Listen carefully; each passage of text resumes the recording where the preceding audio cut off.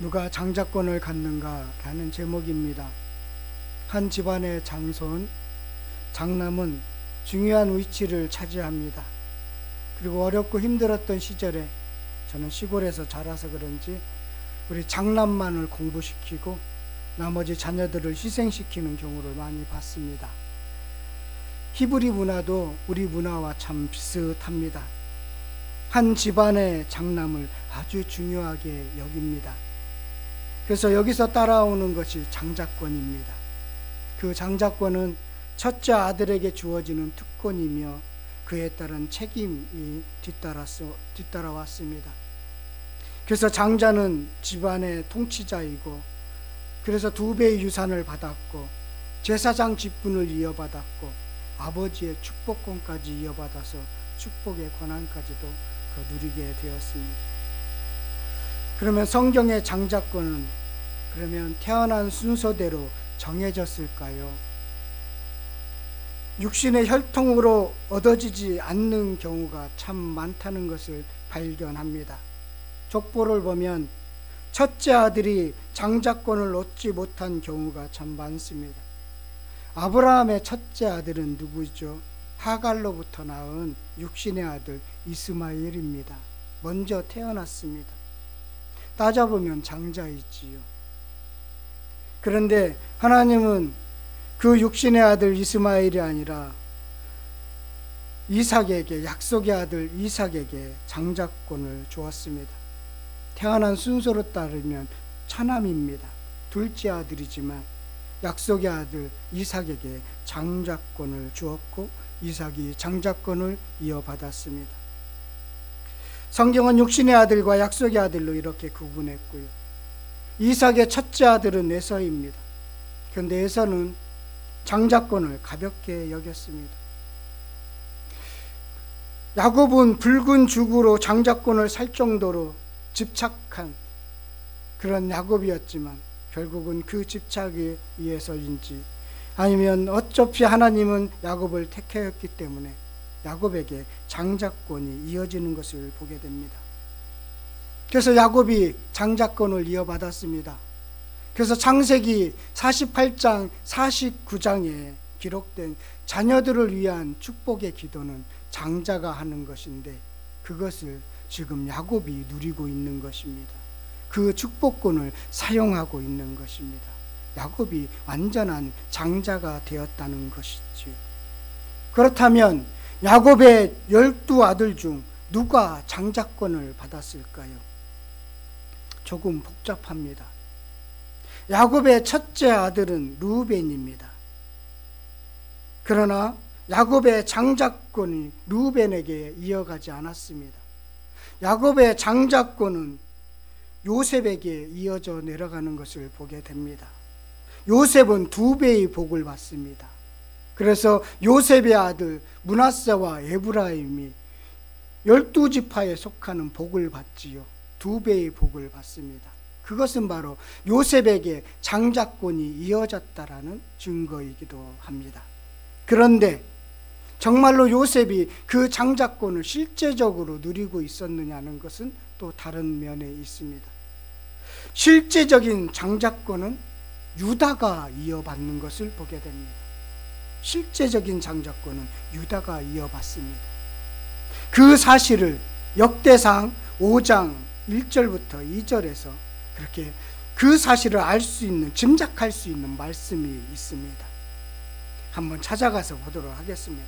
역대상 5장 1절과 2절의 말씀입니다. 역대상 5장 1절 2절 말씀.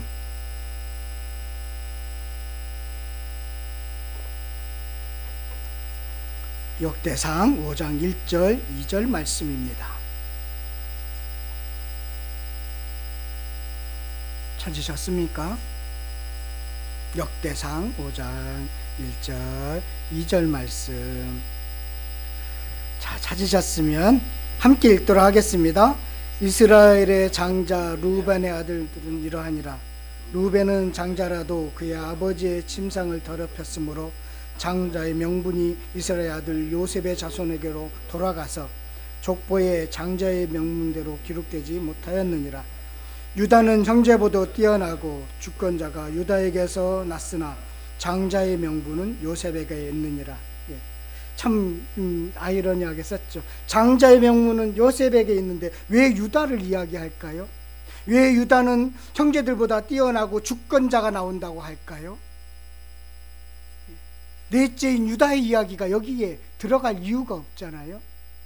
요셉의 이야기를 쭉 쓰면 되는데 유다의 이야기가 들어갑니다. 유다가 등장합니다. 유다에게 실제적인 지도자가 나온다는 것입니다. 마치 이런 거와 비슷한 생각을 가지면 돼요. 어린 왕자가 왕이 되었어요. 그런데 뒤에서 어른이 실제적인 실권을 행사하는 그런 일들이 많지요. 실권을 갖고 있는 뒤에서 실권을 이렇게 해서 통치를 잘하도록 하는 그런 일들이 많이 있잖아요. 유다가 그런 모습입니다.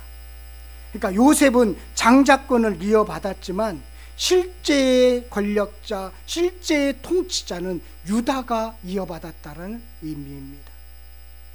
신명기 33장 6절 7절에도 그 사실을 알려주는데요. 이렇게 기록되어 있습니다. 루벤은 죽지 아니하고 살기를 원하며 그 사람 수가 적지 아니하기를 원하나이다. 루벤은 죽지 않았으면 좋겠어 라는 뜻이에요. 모세가 지금 그 축복의 기도를 하는데 그렇게 하고 있습니다. 유다에 대한 축복은 이러하니라. 일러스되 여호와여 유다의 음성을 들으시고 그의 백성에게로 인도하시오며 그의 손으로 자기를 위하여 싸우게 하시고 주께서 도우사 그가 그 대적을 치게 하시기를 원하나이다. 참 이 부분도요, 우리가 따져보면 루벤은 죽지 않기를 원해요. 그런데 넷째 유다가 나옵니다. 넷째 유다는 사실은 모세가 축복을 한다면 요셉 지파를 축복하면 돼요. 여호수아는 요셉 지파예요. 에브라임 지파의 후손이거든요. 그러면 여호수아에 대해서 축복이 돼야 되는데 유다 지파에 대해서 축복을 하고 있어요. 유다를 축복하고 있습니다. 그 내용이 긍정적이고 승리적이고 찬양으로 가득합니다. 그러니까 유다는 실제적인 리더요, 장자의 역할의 복을 받았다라는 것을 모세도 깨닫고 유다를 축복하고 있다라는 것입니다. 그래서 예수님이 이 땅에 오실 때 레위 지파나 요셉 지파에 따른 것이 아니라 유다 지파에서 나왔습니다. 마태복음 1장 1절에서 2절 보면 아브라함과 다윗의 자손 예수 그리스도의 계보라. 아브라함이 이삭을 낳고 이삭은 야곱을 낳고 야곱은 유다와 그 형제들을 낳고 야곱은 유다와 그 형제들을 낳고. 왜? 야곱은 요셉을 낳고라고 돼야 되겠죠. 장자의 명분을 이어받았다면. 그런데 야곱은 유다와 그 형제를 낳고, 야, 유다가 지금 장자권을 실제적으로 이어받았구나 라는 것을 알 수가 있다는 것입니다. 누가복음 3장 33절 34절에도 보면 그 위는 아비나답이요, 그 위는 아니요, 그 위에는 헤스론이요, 그 위에는 베레스요, 그 위는 유다요, 그 위는 야곱이요, 그 위는 이삭이요, 그 위는 아브라함이요, 그 위는 데라요, 그 위는 나홀이라. 자, 장자의 명분은 루벤, 야곱의 12아들 중에 첫째 루벤이 이어받지 못했어요. 아버지의 침상을 더럽혔거든요. 그래서 그 요셉에 인해서 모든 가족이 구원을 받았어요. 그래서 명목상 요셉이 장자권을 이어받았는데, 그런데 실제적인 장자권은 유다가 이어받았다라는 것입니다. 유다가 실제적인 장자의 명분을 이어받은 이유가 무엇일까? 오늘 함께 나누고자 하는 말씀입니다. 왜 유다에게, 넷째 아들 유다에가 이 실제적인 장자권을 이어받게 되었을까? 오늘 본문이 답을 주고 있습니다. 오늘 본문이 답을 주고 있는데요. 먼저 유다라는 사람은 어떤 사람인가요?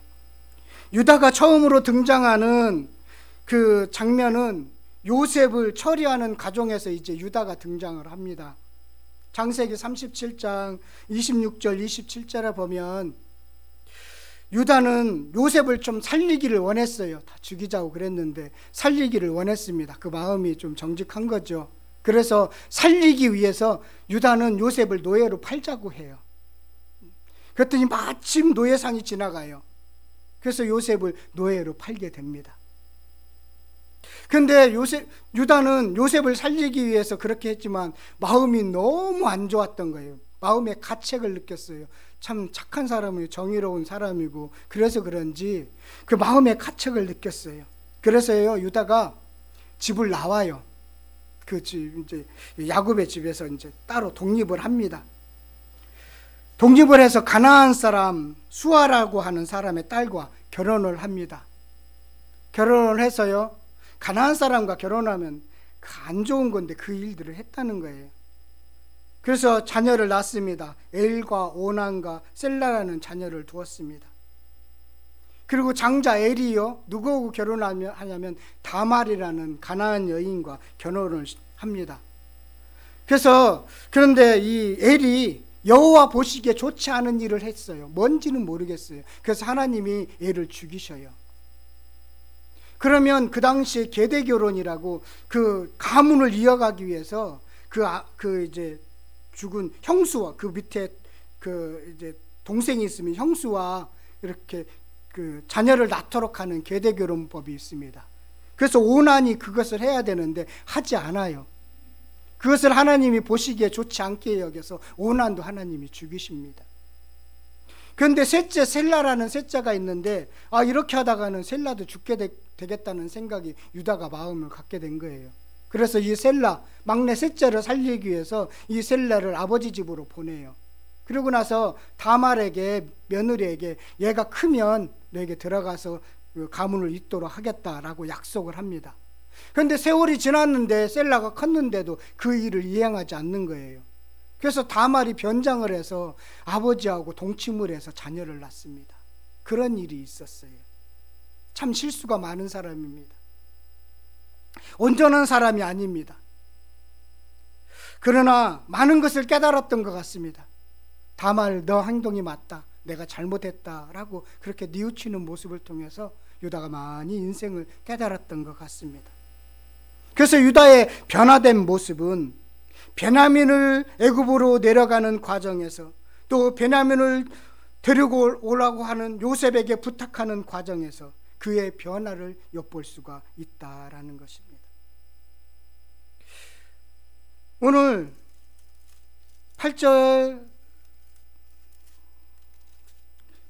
보면, 44장 8절에 보면 이제 지금 우리 창세기를 보면 그 가뭄이 들었어요. 그래갖고 애굽에 내려가서 식량을 사 왔습니다. 그런데 베냐민을 포로로 잡아두고 있어요. 잡아두고 있는데 이제 음식이 다 떨어져 가는데 18절에 아니지, 그냥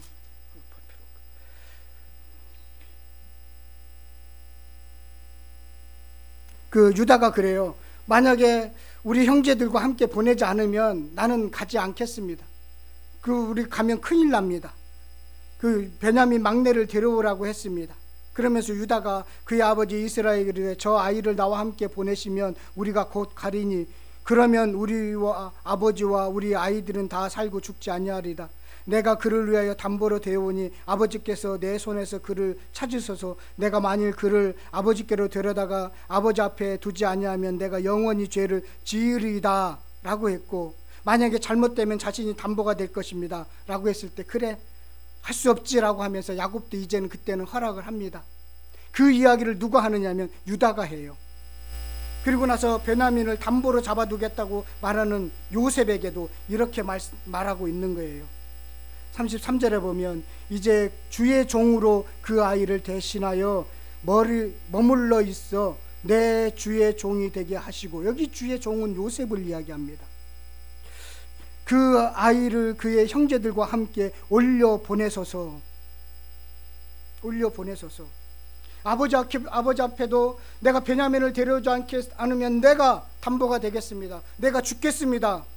유다가 그렇게 했고, 요셉이 담보를 잡으라고 하니까, 베냐민을 담보로 잡으려고 하니까 지금 유다는 내가 대신하겠습니다.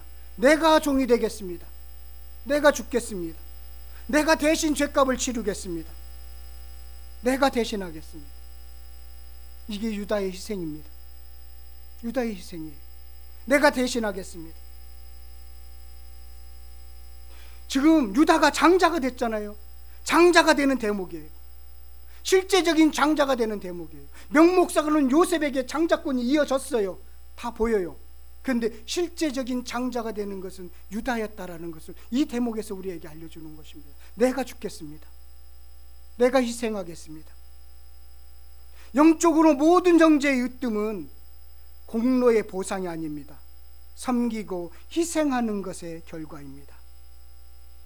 장자권, 장자에게 요구되는 것은 희생입니다. 그래서 유다는 12명의 아들 중 넷째이지만 실제적인 장자의 면모를 보이게 됩니다. 그래서 그런지 야곱의 축복의 기도에서도 확인할 수가 있습니다. 태어난 순서대로 장자 루벤에 대해서 49장 3절에 보면 이렇게 기도하고 있습니다. 49장 3절 4절 볼게요. 루벤에 대한 그 장자인데 장자권을 상실한 루벤에 대해서 이렇게 축복하고 있습니다. 루벤아, 너는 장자요, 내 장자요, 내 능력이요, 내 기력의 시작이라. 울풍이 월등하고 권능이 탁월하다마는 물의 끓음 같았은즉, 좀 막 우락부락한 거죠. 너는 탁월하지 못하리니 내가 아버지의 침상에 올라 더럽혔음이라. 그가 내 침상에 올랐도다. 이것은 축복의 기도는 아니죠. 하나님이 용서하지 않을까라고 이야기하고 있습니다. 루벤은 그렇게 해서 축복에서 사라졌습니다. 장자권을 상실했습니다. 그러면서 유다에 대해서는 어떻게 하는지 한번 보세요. 8절에서부터 이어집니다. 유다야, 너는 네 형제의 찬송이 될지라. 내 손이 내 원수의 목을 잡을 것이요 내 아버지의 아들들이 내 앞에서 절하리로다. 유다는 사자 새끼로다. 내 아들아, 너는 움킨 것을 찢고 올라갔도다. 그가 엎드리고 웅크림이 사자와 같고 암사자와 같으니 누가 그를 범할 수 있으리라. 주가 지휘권이 유다를 떠나지 아니하며 통치자의 지팡이가 그 발 사이에서 떠나지 아니하기를 실로가 오시기까지, 메시아가 오시기까지 이러하니라. 그에게 모든 백성이 복종하리로다. 그의 나귀를 포도나무에 매며 그의 암나귀 새끼를 아름다운 포도나무에 맬 것이며 또 그 옷을 포도주에 빨며 그의 복장을 포도주에 빨리로다. 그의 눈은 포도주를 인하여 붉겠고 그의 이는 위로 말미암아 희로다. 포혈의 능력을 예고하고 있고 있지 않습니까? 유다가 뭐 한 거 있어요? 온전하지 못해요. 실수가 많았어요. 다른 형제들보다. 그런데 하나님은 무엇을 보시오? 내가 자신 죽겠습니다. 내가 죄값을 치르겠습니다라는 그 희생, 그 정신, 그것은 장자의 정신이라는 것입니다. 장자의 가치관이라는 거예요. 요셉은 복을 많이 받았어요. 요셉의 내용도 요셉은 팔을 너무 무성한 가지며 복을 많이 받았습니다. 그런데 22절부터 요셉에 대한 복이 쫙 나와요.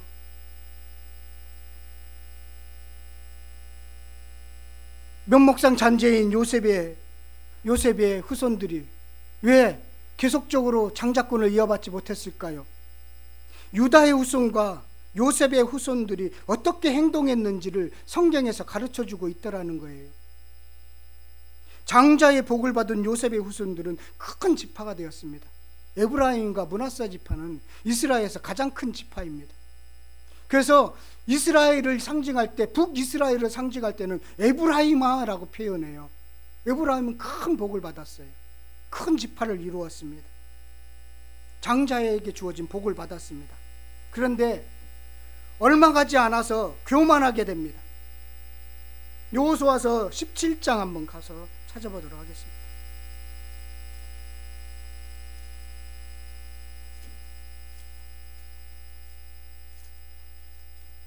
여호수아서 17장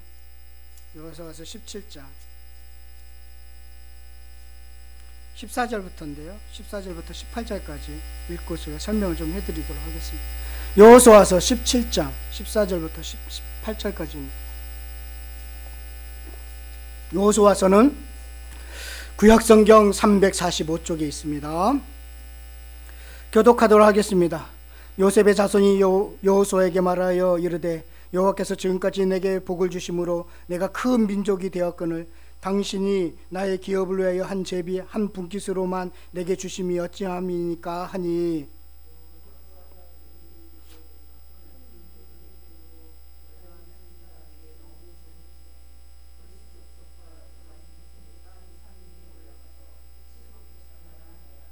요셉의 자손이 이르되 그 산지는 우리에게 넉넉하지 못하고 골짜기 땅에 거주하는 모든 가나안 족속에게는 벳스완과 그 마을들에 거주하는 자이든지 이스라엘 골짜기에 거주하는 자든지 다 철병거가 있나이다 하니